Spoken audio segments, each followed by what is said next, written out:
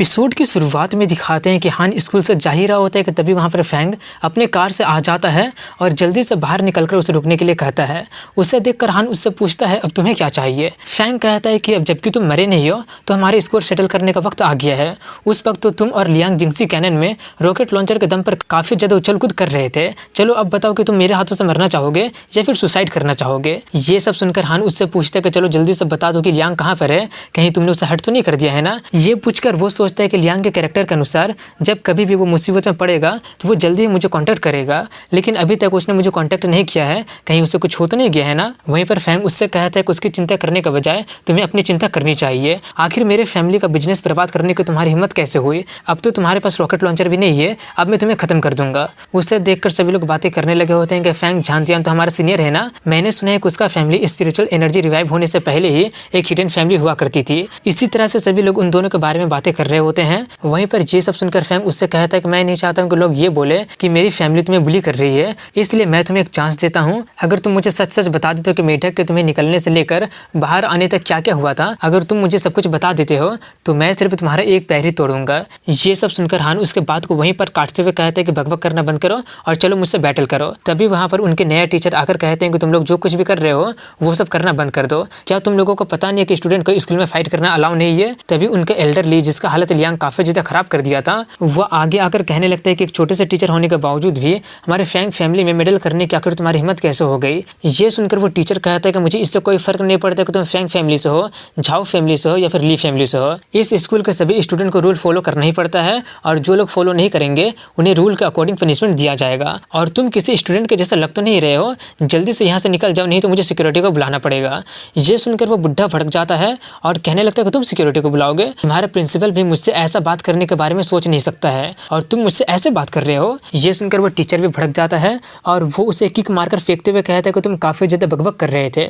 ये देखकर सभी लोग काफी ज्यादा हैरान हो जाते हैं और कहने लगते हैं कि आखिर ये टीचर कौन है जिसने फैंग फैमिली के सीनियर को पत्ते के जैसे उड़ा दिया। दूसरा कहता है कि वो एक नया टीचर है और उसका कल्टीवेशन लेवल मास्टर लेवल में शायद पहुंच गया होगा। ये देखकर हान सोचते हैं कि हुस्सा में काफी सारे हिडन टैलेंट है, सिर्फ ये टीचर ही काफी ज्यादा पावरफुल निकला। तभी उसका टीचर कहता है कि वो बंदा काफी ज्यादा अनडिसिप्लिन था, इसलिए तुम लोग उससे कुछ भी मत सीखना। तुम लोगों को हमेशा पॉजिटिव रहना चाहिए, जिन्हें पढ़ाई से प्यार हो, किसी से भी फाइट या फिर मारा मारी मत करो, सबके साथ अच्छे से रहो। अगर अब कुछ और नहीं है तो तुम सभी लोग यहाँ से जा सकते हो। ये देखकर फैंग का दिमाग काफी ज्यादा खराब हो जाता है और वह जल्दी से टीचर को रोक कर कहता है कि अब जबकि स्टूडेंट का फाइट करना अलाउ नहीं है तो मैं रूल को फॉलो करते हुए हान को स्कूल के रिंग में चैलेंज करता हूँ। ये बोलकर वो सोचता है कि मुझे नहीं पता कि आखिर ये टीचर कहाँ से आ गया है, यहाँ तक कि सीनियर भी उसका बिल्कुल भी मैच नहीं निकला। ये सोचकर वो हान से कहता तो बताओ क्या मेरा चैलेंज एक्सेप्ट करने की हिम्मत है तुम में? अगर तुम रिजेक्ट करके डरपोक बनना चाहोगे तो मैं तुम्हें कुछ भी नहीं बोलूंगा।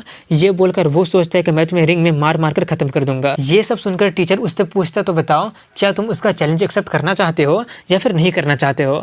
अगर तुम नहीं करोगे तो स्कूल में कोई भी तुम्हें फोर्स नहीं करेगा। ये सुनकर फैंग को लगता है कि हान एक्सेप्ट नहीं करेगा, इसलिए वो उसे प्रोवोक करना स्टार्ट कर देता है कि अगर तुम्हें डर लग रहा है तो क्यों ना तुम नील डाउन करके मुझसे माफी मांग लो, मैं तुम्हें जाने दूंगा और दोबारा चैलेंज नहीं करूंगा। तभी हान कहता है अब जबकि हम लोग बैटल करने ही वाले हैं तो क्यों ना हम लोग कुछ बेट पर लगा दे, बोलो क्या तुम में हिम्मत है? ये सुनकर वो थोड़ा सा कंफ्यूज होते हुए कहता तो ठीक है, बोलो तुम क्या बेट पर लगाना चाहते हो? हान कहता है कि चलो तुम्हारा फैमिली का मैजिकल वेपन को बेट पर लगाते हैं जिससे तुम्हारा फैमिली ऑन करती है, जिसका यूज करके तुम लोग जिंगसी में सभी कल्टीवेटर को कैद कर लिए थे, द क्रिस्टल स्केप्टर। बोलो क्या तुम में हिम्मत है? अगर मैं जीत जाता हूँ तो वो स्केप्टर मेरा हो जाएगा और अगर मैं हार जाता हूँ तो तुम मेरे साथ कुछ भी कर सकते हो। ये सुनकर वो काफी ज्यादा चौंक जाता है और सोचता है आखिर से मेरे फैमिली के वेपन के बारे में कैसा पता चल गया।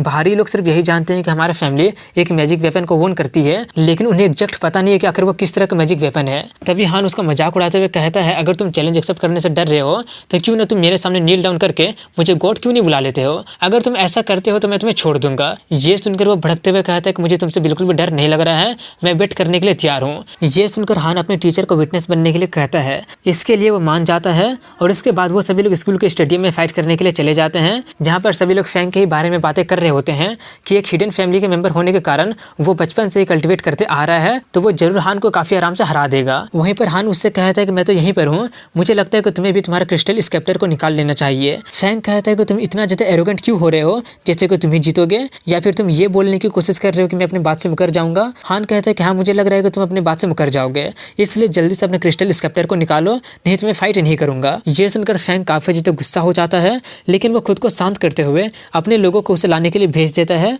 और यहीं पर इस एपिसोड की एंडिंग हो जाती है।